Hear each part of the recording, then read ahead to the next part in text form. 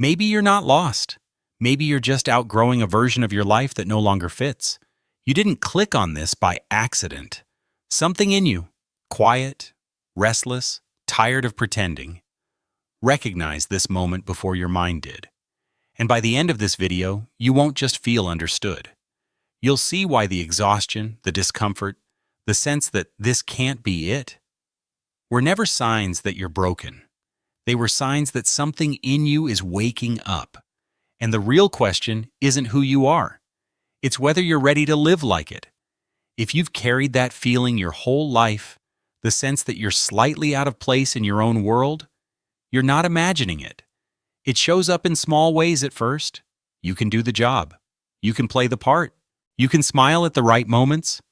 But something in you stays untouched. Conversations skim the surface, and you feel yourself drifting. Noise that everyone else seems to tolerate lands in your body like static. You walk into a meeting, and before a word is spoken, you can already feel the pressure in the room. Not the content, the current underneath it. And then there are the nights. The dreams that don't feel like dreams. Scenes that are too vivid. Places you've never been but somehow recognize. You wake up with a residue of meaning you can't explain, like your system was processing something bigger than your day-to-day life. And even when everything on paper is fine, there's that sourceless sadness, not dramatic, just present. Like a quiet morning you can't attach to any single event. Most people try to solve this the way we've been trained to solve everything, by treating it as a personal defect. Maybe you're too sensitive. Maybe you're overthinking. Maybe you just need to be more grateful, more productive, more normal. But here's the thing that rarely gets addressed. What if part of what you're calling not belonging isn't spiritual at all? What if it's structural? We're living inside a system that rewards speed, performance, and surface. A culture that trains people to optimize themselves like machines. Small talk becomes a currency. Constant updates become a baseline. Image becomes identity. And the human nervous system, your nervous system, was never designed to thrive in that much stimulation, that much comparison, that much noise. Especially if you're wired to process deeply. There's a term for this that has nothing to do with mysticism: highly sensitive person.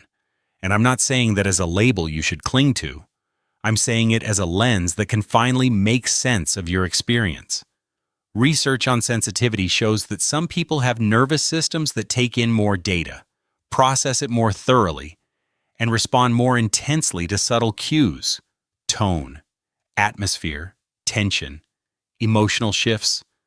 It's not weakness. It's depth of processing. It's a different bandwidth, which is why crowded rooms exhaust you. Not because you're broken, because you're receiving more. Which is why shallow environments feel unbearable. Not because you're arrogant, because your system is calibrated for meaning. And here's the bridge you may not have connected yet. When you stop treating your sensitivity like a flaw, it changes everything. Because then the question becomes not, how do I force myself to fit? But what kind of environment allows me to function at my actual capacity? Sometimes what people call awakening begins right there. Not with fireworks, not with a dramatic revelation, but with the moment you finally stop apologizing for the way you're wired.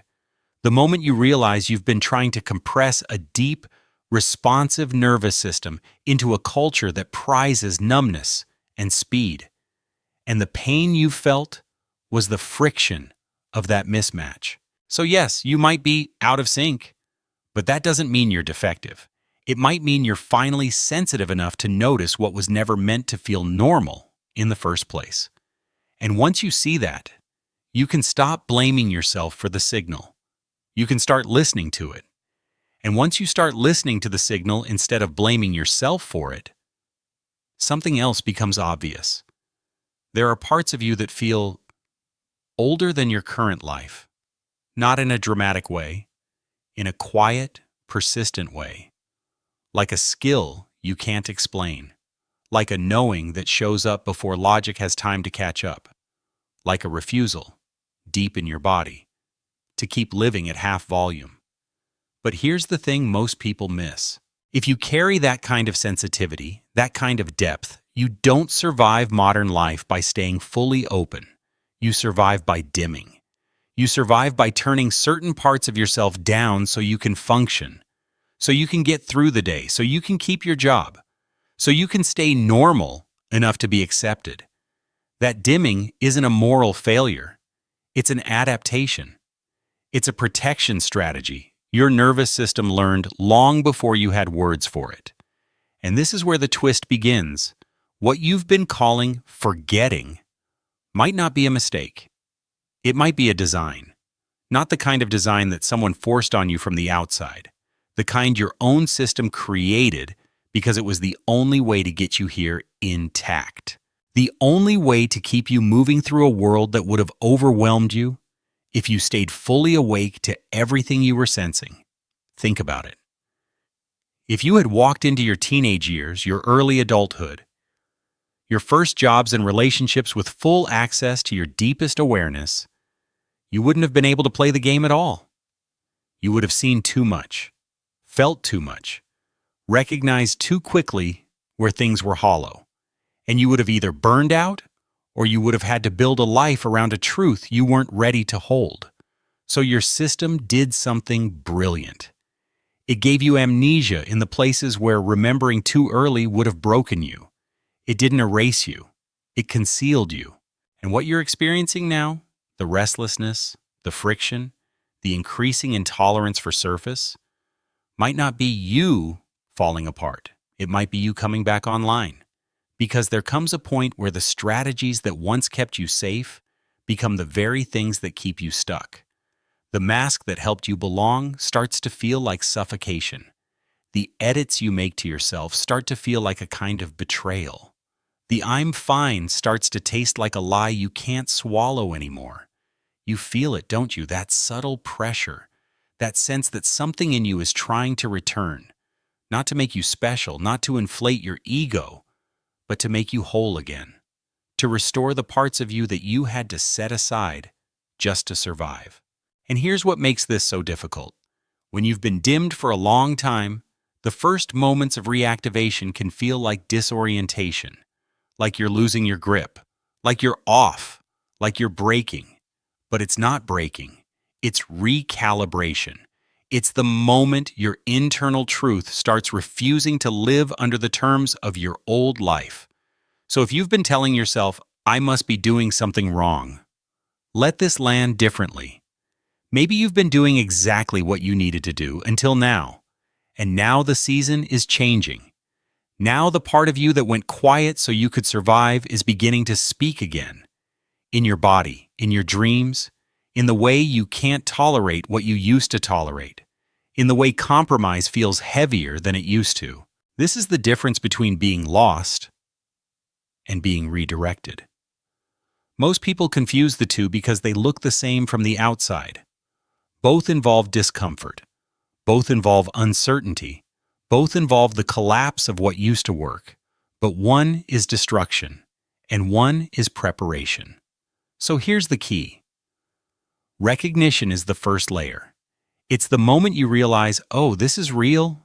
This is me. But recognition isn't the destination. It's the doorway. Because you can recognize what you are and still keep living like you're not. You can name the pattern and still stay loyal to the life that's been quietly shrinking you. And that's why this next part matters so much. Because the moment you can finally recognize the design behind your forgetting, you're forced to face the question you've been avoiding. Not, why am I like this? But what happens if I stop dimming? Here's what rarely gets addressed in spaces like this. The moment you hear a label that finally explains you, something in your system relaxes. You've been carrying a feeling for years, restlessness, sensitivity, that quiet grief that has no obvious cause, and then a voice comes through and says, "You're not broken. You're not random. You're chosen." And it hits like water in a desert. You feel seen. You feel named. You feel organized. And yes, there is something real about that. Recognition matters. It can be the first time you stop hating yourself.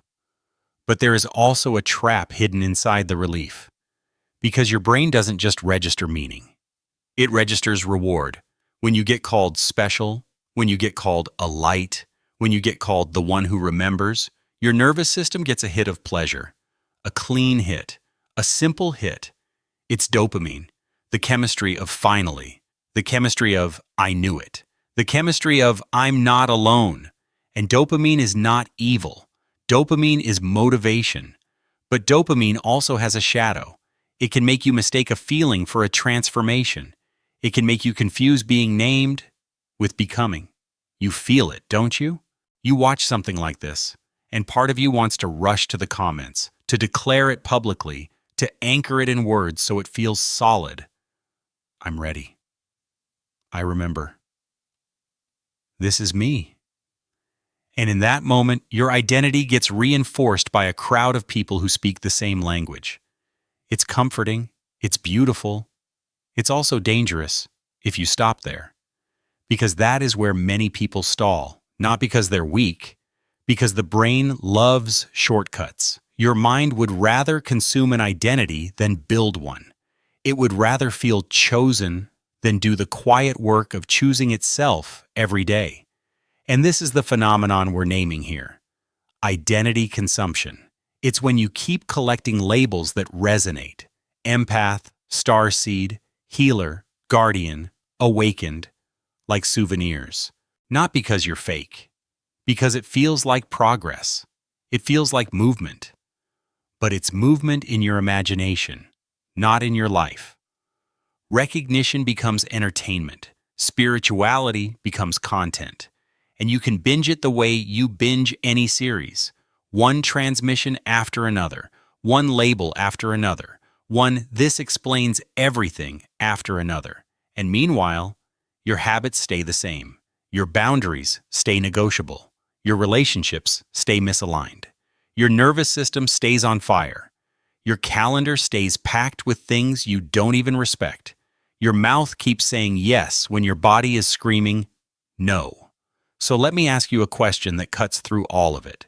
If after this transmission ends, the only thing that changes is a comment you leave, what actually changed? Not what you felt, not what you believed for 20 minutes. What changed? Do you speak more honestly? Do you rest more deeply? Do you stop abandoning yourself in conversations? Do you stop trying to earn love by being convenient? Do you stop calling exhaustion service? Because if nothing shifts in the real world, then the label becomes a sedative, a spiritual sedative. It calms you down without moving you forward. And I'm not saying this to shame you. I'm saying it because the trap is subtle. It wears the costume of light. It sounds like empowerment, but it keeps you in consumption. There's a reason the first stage feels so good. Recognition is a high. It's that warm shock of being understood. It's the moment your story clicks, and you need that. You do. But recognition is not acceptance, and acceptance is not embodiment. Recognition is when you say, "That's me." Acceptance is when you stop negotiating with it, when you stop treating it like a phase, when you stop waiting for permission. And embodiment. Embodiment is when your life starts rearranging itself around the truth you already know. Not dramatically, not in a movie montage, in the invisible places, the places no one claps for, the places no one comments on, the way you breathe when someone tries to pull you into chaos, the way you hold your tongue when your ego wants to win, the way you choose sleep over scrolling, the way you protect your morning like it's sacred because it is, the way you stop telling people who you are and start showing it through consistency. Because here is the uncomfortable truth. If you can only hold your identity when you're inspired, then you don't have an identity. You have a mood, and moods fade, but a lived frequency doesn't fade. It stabilizes. It becomes a baseline. So if you feel that pull right now, if you feel the desire to grab onto a label because it finally makes sense, pause, take a breath, And ask yourself something deeper than, who am I? Ask, what will this cost me to live? Because living it will cost you the old version of you. It will cost you the addiction to being understood by people who are not built for depth. It will cost you the comfort of staying small so nobody gets uncomfortable. It will cost you the story where you're always almost ready. And that cost is exactly why the brain prefers identity consumption. Because consumption feels free. Embodiment is expensive. It asks for energy. It asks for discipline. It asks for truth in places where you've been performing. So yes, let the recognition land. Let it soothe you. Let it remind you that you are not random. But don't turn it into a substitute for change. Don't let being named become your finish line. Make it your starting signal. Because the moment you stop collecting identities and you start building one, that's when the real work begins. And that's when your life starts responding. Not to what you say you are, but to what you repeatedly choose to become. There's another layer here that almost no one talks about because it's inconvenient. It doesn't sound spiritual. It doesn't look high vibe, but it's real. A lot of people think awakening means you become permanently calm, permanently gentle, permanently above it. Like once you get it, nothing can touch you again. That's a fantasy. It's a comforting fantasy because it suggests there's a version of growth where you never have to feel messy things anymore. No anger, no exhaustion, no resentment, no moments where you want to disappear and let the world figure itself out. But that's not what maturity looks like. That's what avoidance looks like. So if you've been judging yourself because you still get irritated, because you still feel heavy some days, because you still have moments where you want to shut down, I want you to hear this clearly. That doesn't mean you're failing. It means you're human. And here's the truth that rarely gets addressed. The more sensitive you are, the more likely you are to carry emotions that other people dissociate from. You don't just feel your own experience, you feel what's happening in the room. You feel what's not being said. You feel the pressure behind someone's smile. You feel the dishonesty in a "we're fine" conversation. And when you've spent years dimming, people-pleasing, self-editing, your system doesn't just quietly accept that forever.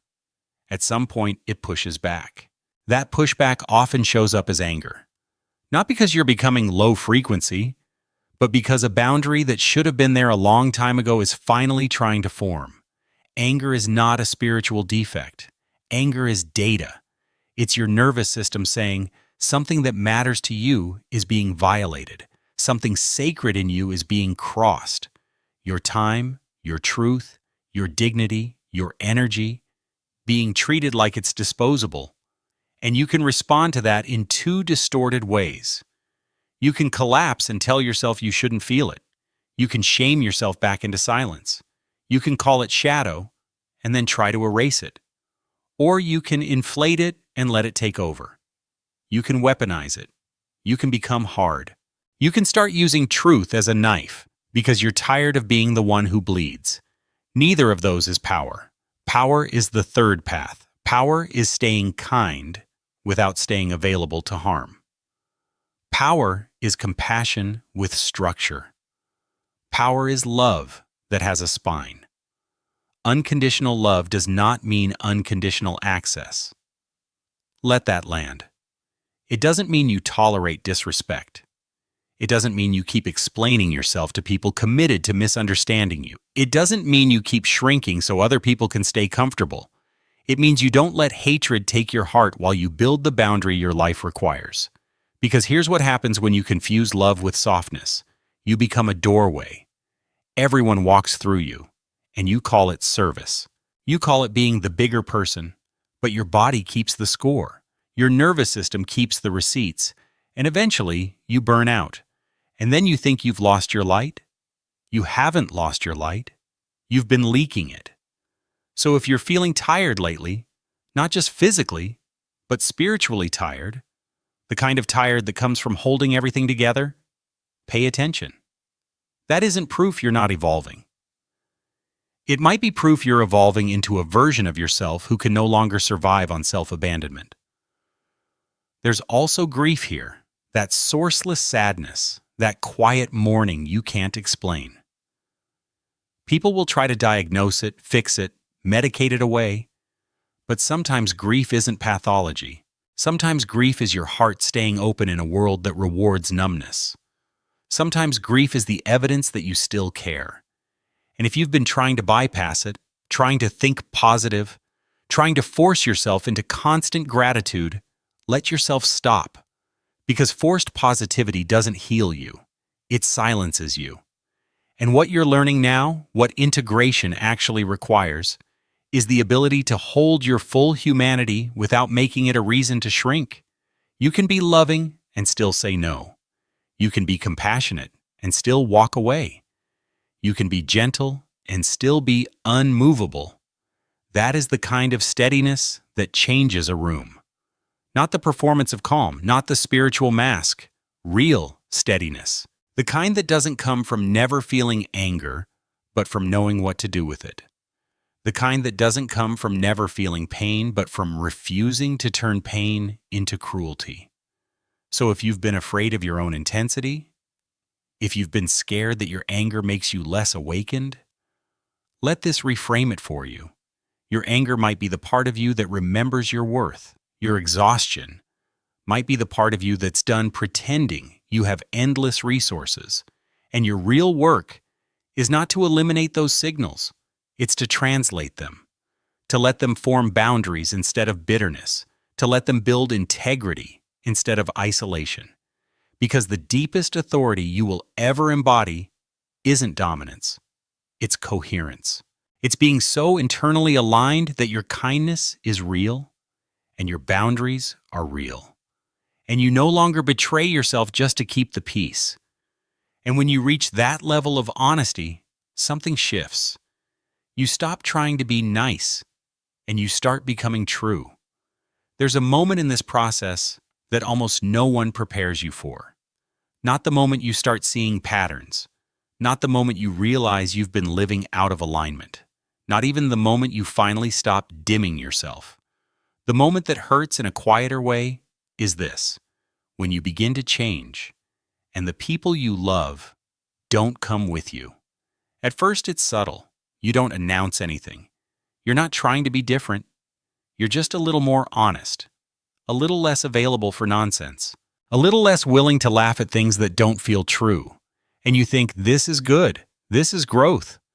But then you notice the shift in the room, the pause after you speak, the way conversations skim around you instead of landing, the way certain jokes stop feeling funny, the way you can't pretend to care about things you used to perform interest in, just to keep the social fabric smooth. And suddenly, you're sitting at a dinner table, or on a group call, or in the passenger seat of a car with someone you've known forever, and you feel alone. Not because they're cruel, not because they don't love you, but because the version of you they learn to relate to is no longer the version of you you can live from. This is what people don't tell you. Growth changes your relational geometry. When your frequency shifts, your connections either adapt or they strain. And that strain can feel like loss. It can feel like betrayal. It can feel like you're doing something wrong because you're the one changing the rules without warning. You feel it, don't you? That inner conflict where part of you wants to be fully yourself and another part of you wants to keep everyone comfortable. Part of you wants to stop shrinking, and another part of you is terrified of what happens if you don't. Because here's the painful truth. A lot of relationships are held together by unspoken agreements. I'll stay small so you don't feel threatened. I'll stay agreeable so you don't get angry. I'll stay quiet so we don't fight. I'll keep being the caretaker so you don't have to grow. Most people never name these agreements. They just live them. And when you begin to break them, by becoming more honest, more grounded, more you, it creates friction. Not because you're harming anyone, but because you're no longer cooperating with the old pattern. So you get labeled. You've changed. You're being dramatic. You're getting distant. You think you're better than us now. And sometimes it's not said out loud, but you can feel it in the energy, the withdrawal, the subtle punishment, the way your truth gets treated like a problem that needs to be corrected. Learned love comes with conditions. Be learned love comes with conditions. Be easy, be normal, be manageable. Then changing can feel like risking the deepest kind of abandonment. So let's talk about it directly. You can love your family and still not fit inside their expectations.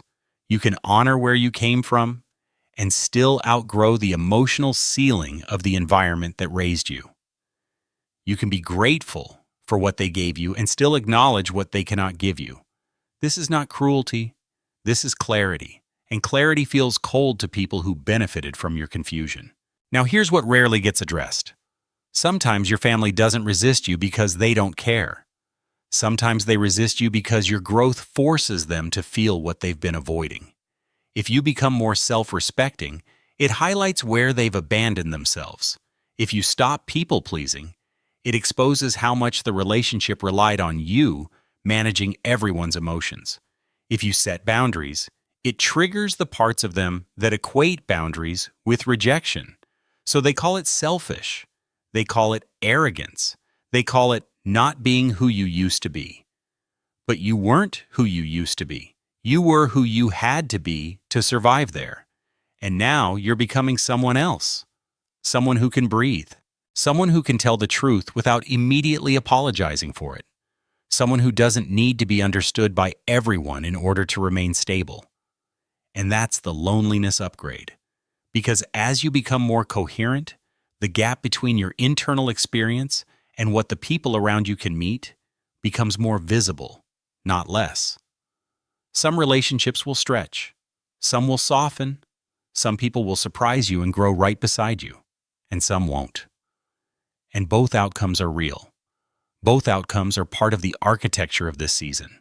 What's asked of you is not to abandon anyone. It's to stop abandoning yourself to keep anyone. So if you're in that place right now, loving people who don't understand you, trying to stay connected without shrinking, let me say this as clearly as possible. You are not failing because it feels lonely. You're not doing it wrong because it feels awkward. You're not broken because you can't go back to how it was. That discomfort is the evidence that you're becoming someone who can no longer live inside relationships built on self-erasure. And now I want to speak to the part of you that keeps going quiet at home. The part of you that has learned to swallow your truth to avoid being judged. The part of you that wants to share what you're experiencing, but doesn't know how to do it without being dismissed. If you're carrying that, this is for you. If you're holding your awakening in silence in the same rooms where you learned to be small, you're not weak. You're careful. But careful can turn into lonely if you never give yourself a place to be real. So hear this. Not every truth needs to be explained to be true. Not every realization needs to be announced to be integrated. You don't owe anyone a thesis on who you're becoming. You owe yourself the right to become.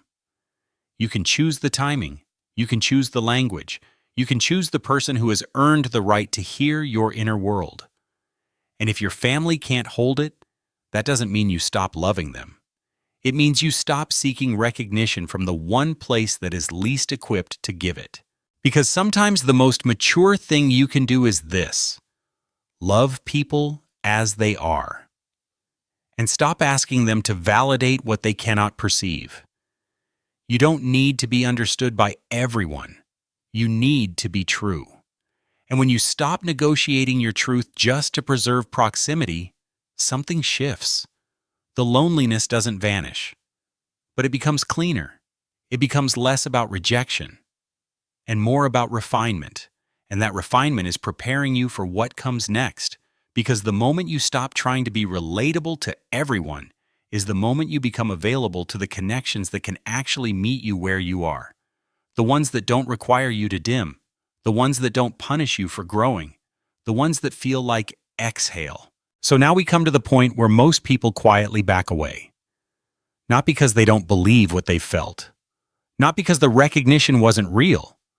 But because the moment recognition becomes action, the fantasy ends. Here's the thing. It's easy to feel awakened in a video. It's easy to feel powerful in a comment section. It's easy to type, "I'm ready," and get that rush of relief, like something in you finally got seen. But the field doesn't respond to what you declare once. It responds to what you repeat. And that's why the real question isn't whether you felt something tonight. The real question is what happens tomorrow morning, when your alarm goes off, when your inbox is full, when you're back in the same house, the same job, the same relationships, the same routines that taught you to shrink. That is where embodiment begins. And it doesn't begin with dramatic life changes. It begins with 3 small movements, so small your ego might dismiss them, but precise enough that your life will start reorganizing around them if you stay consistent. The first movement is observation. For the next 24 hours, don't try to fix yourself. Don't try to become more spiritual. Don't try to explain your awakening to anyone. Just watch. Watch for the moment you start editing yourself, the moment you soften a truth because you're afraid it will create tension, the moment you laugh at something you don't agree with, the moment you say yes when your body is saying no, the moment you perform fine when you're not. You don't need to judge those moments. Judgment is noise. You just need to catch them in real time. Because the moment you can see the pattern as it's happening, the pattern loses its invisibility. And invisibility is what keeps you trapped. So step 1 is simple. Notice where you abandon yourself before anyone else has the chance to. The second movement is a 1% correction. Not a revolution, a correction. This is where people sabotage themselves because they think embodiment means becoming a completely different person overnight. No. Embodiment is not a personality makeover. It's a signal change. And signal changes don't require huge gestures. They require consistency.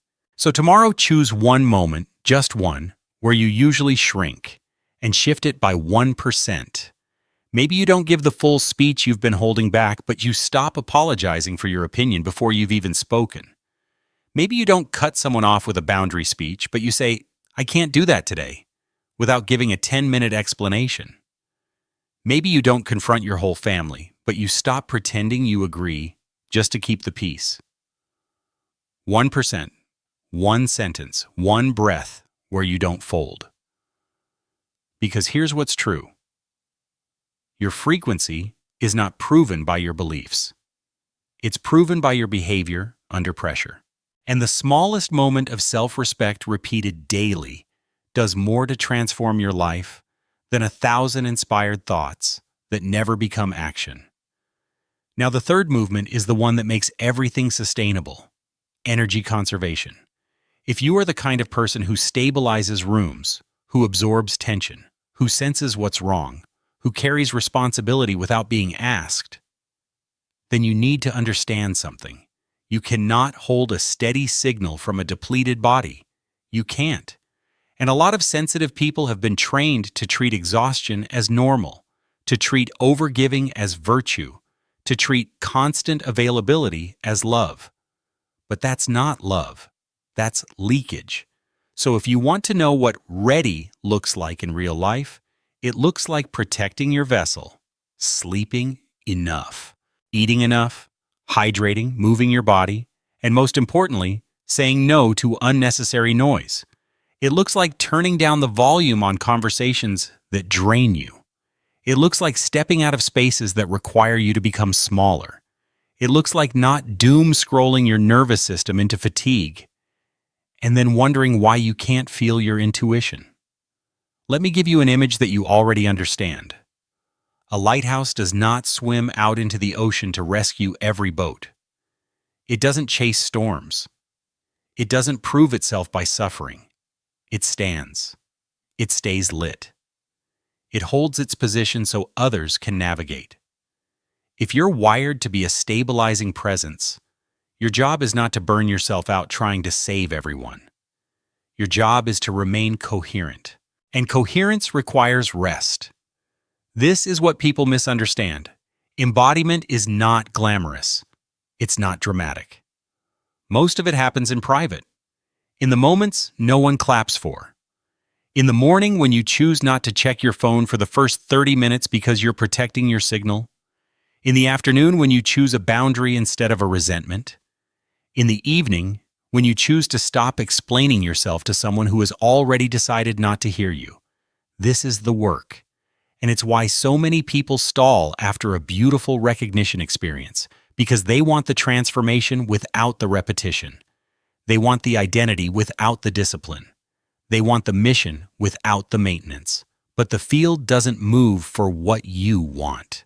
It moves for what you practice. So tomorrow, don't try to be extraordinary. Try to be consistent. Try to be 1% more honest, 1% more rested, 1% more aligned with what your body has been telling you for years. Because when you do that, something shifts. You stop living like you're waiting for permission.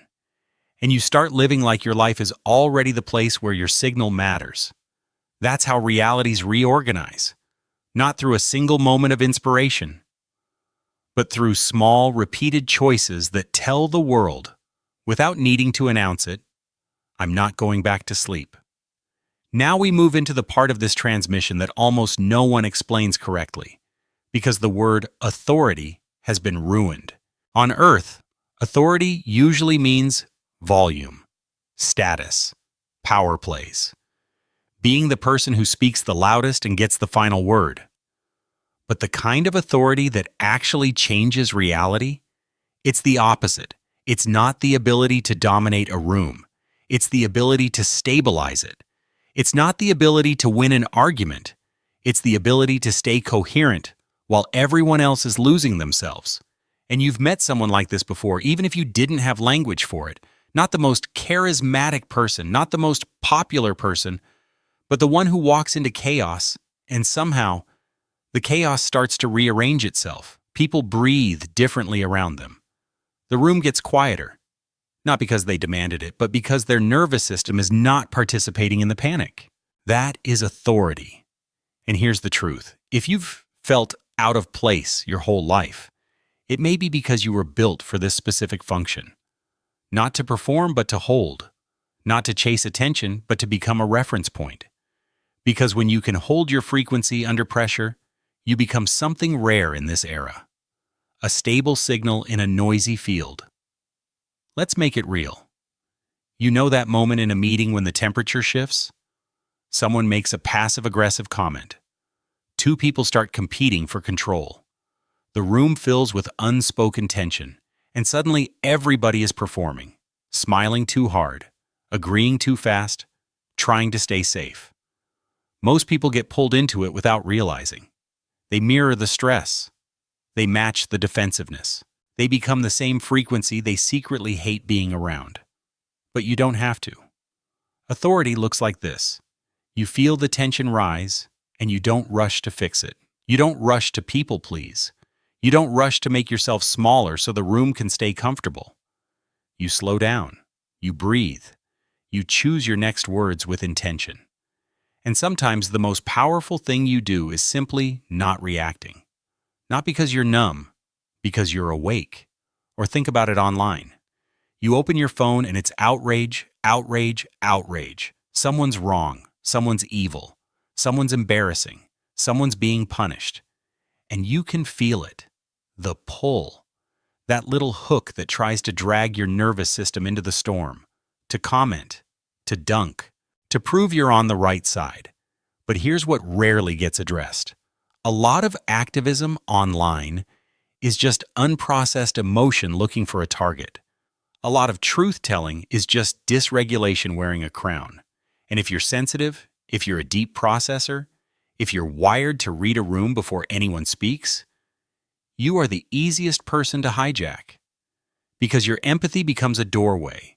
Your care becomes a handle. Your nervous system becomes the battlefield. So authority in this era is not never feeling. Authority is feeling everything and still choosing the signal you broadcast. It's seeing the bait and not biting. It's reading the energy and not becoming it. It's having the capacity to respond from the part of you that's watching, not from the part of you that's wounded. And yes, this is the part that can feel lonely. Because when you stop joining the noise, You realize how much of the world is addicted to noise. When you stop performing your reactions, you realize how many people bond through reactivity. When you stop gossiping, you realize how many relationships were built on shared judgment, not shared truth. That's why true authority is built in private, not on stages, not in comment sections, in private. In the moments no one sees. The moment you don't send the text you want to send just to relieve your anxiety. The moment you take a walk instead of spiraling. The moment you let someone be disappointed in you without collapsing. The moment you choose clarity over approval. This is why the lighthouse metaphor matters so much. A lighthouse doesn't argue with the storm. It doesn't chase ships to convince them it's real. It doesn't turn its light up and down based on whether someone is grateful. It stays consistent. It holds its position. And by doing that, it saves lives without ever needing recognition. That is the kind of power most people will never understand, because it doesn't look like power. It looks like stillness. It looks like restraint. It looks like choosing the long view when everyone around you is addicted to the short-term reaction. And here's what's wild. When you begin to live like this, reality responds. Not because you forced anything, because you stopped contradicting yourself. You stopped broadcasting one signal in your heart and another signal in your habits. You stopped wanting peace while feeding chaos. You stopped craving truth while avoiding discomfort. You became coherent. And coherence is magnetic. People will start coming to you in ways you can't quite explain. Not because you're trying to be a healer.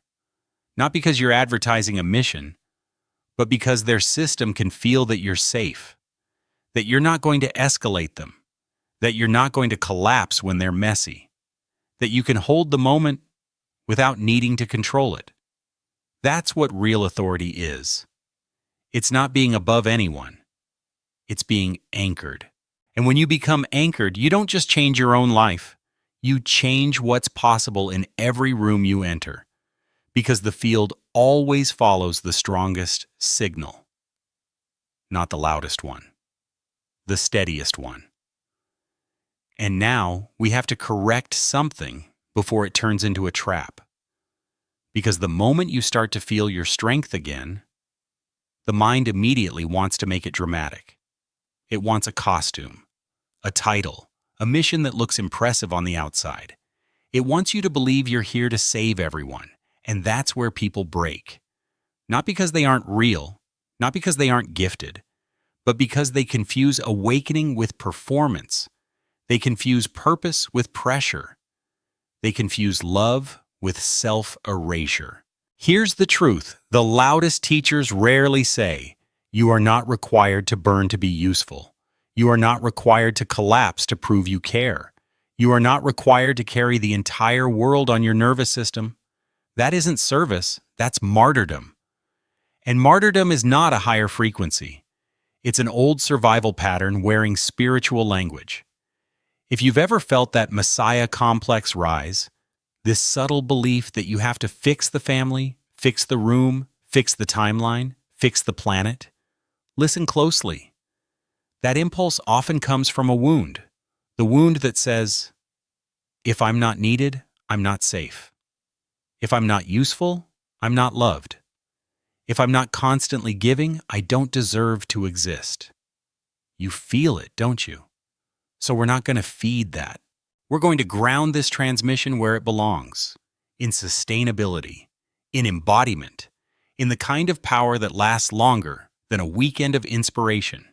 Because real transformation doesn't happen through heroic intensity. It happens through consistent coherence. And coherence requires infrastructure. This is why self-care is not selfish. Self-care is not an aesthetic. Self-care is not bubble baths and quotes. Self-care is the foundation that keeps your frequency stable when life gets loud. It's your nervous system being trained to stay present. It's your body becoming a reliable container. It's your mind learning the difference between urgency and panic. So when we say you're here to hold a frequency, we mean something very practical. Can you sleep enough to not become reactive? Can you eat in a way that doesn't crash your energy? Can you set one boundary without apologizing for it? Can you walk away from conversations that drain you, even when your people-pleasing wants to stay? Can you stop volunteering your life force to environments that refuse to respect it? This is not small. This is the work. Because if you don't build the foundation, your sensitivity becomes a liability, and the world will use it. It will pull on your empathy until you're empty. It will praise you for being strong while quietly benefiting from your self-abandonment. And then you'll wonder why you feel bitter, why you feel tired, why you feel disconnected from the very love you claim to carry. This is the pivot. You are not here to be a savior. You are here to be a stabilizer. And stabilizers don't sprint. They don't run on adrenaline. They don't sacrifice themselves in the name of being good. They move like people who understand timing, like people who understand seasons, like people who understand that the nervous system is sacred technology.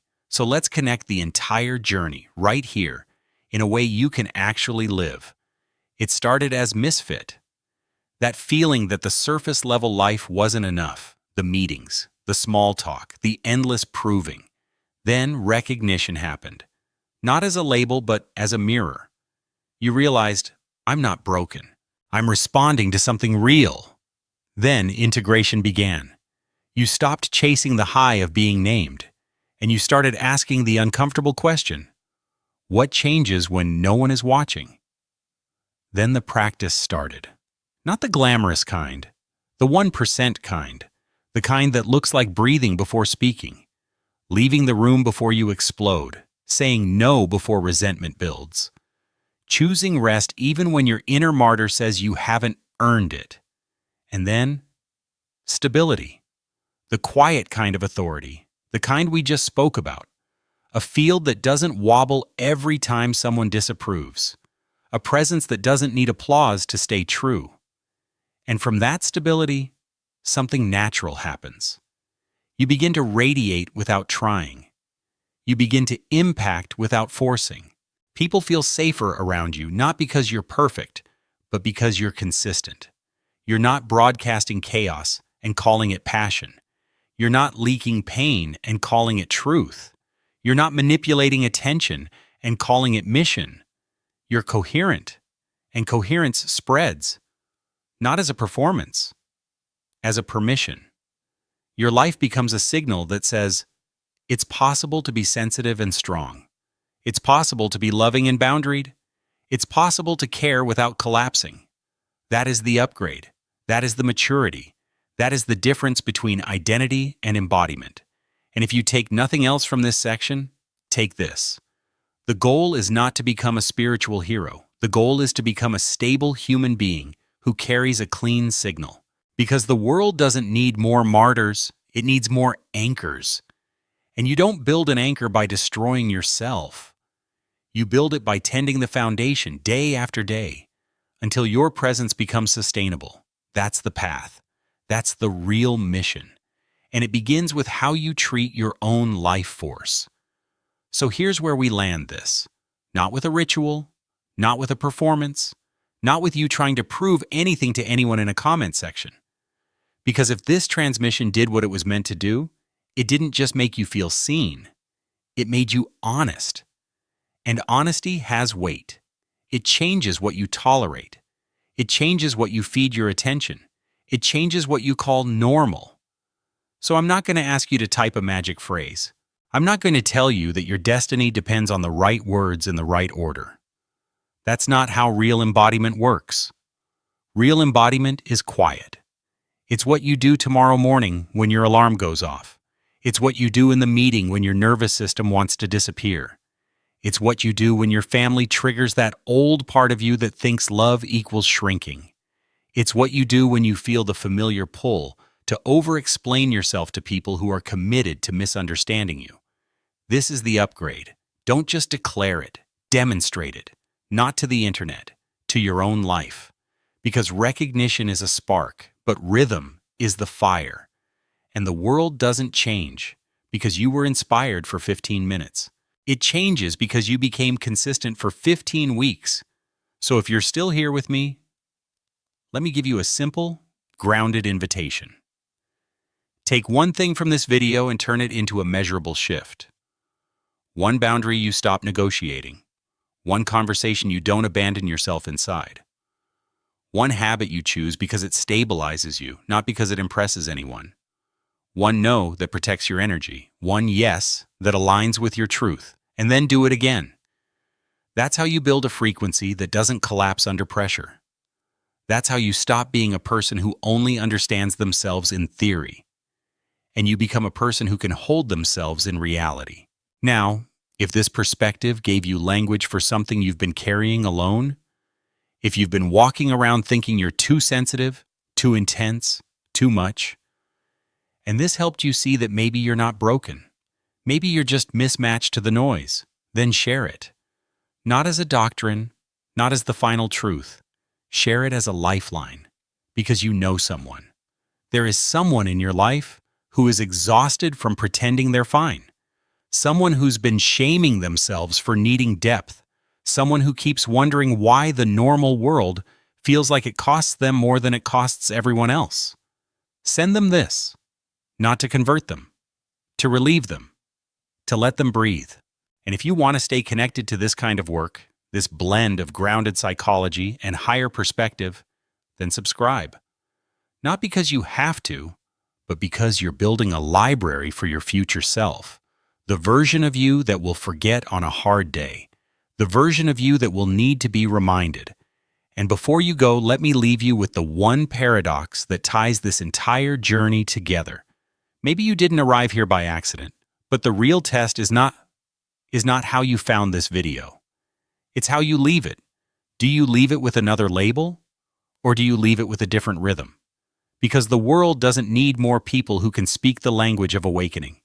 It needs people who can live it, quietly, steadily, consistently, when no one is watching. And if that's you, you're closer than you think. Now go prove it with your life.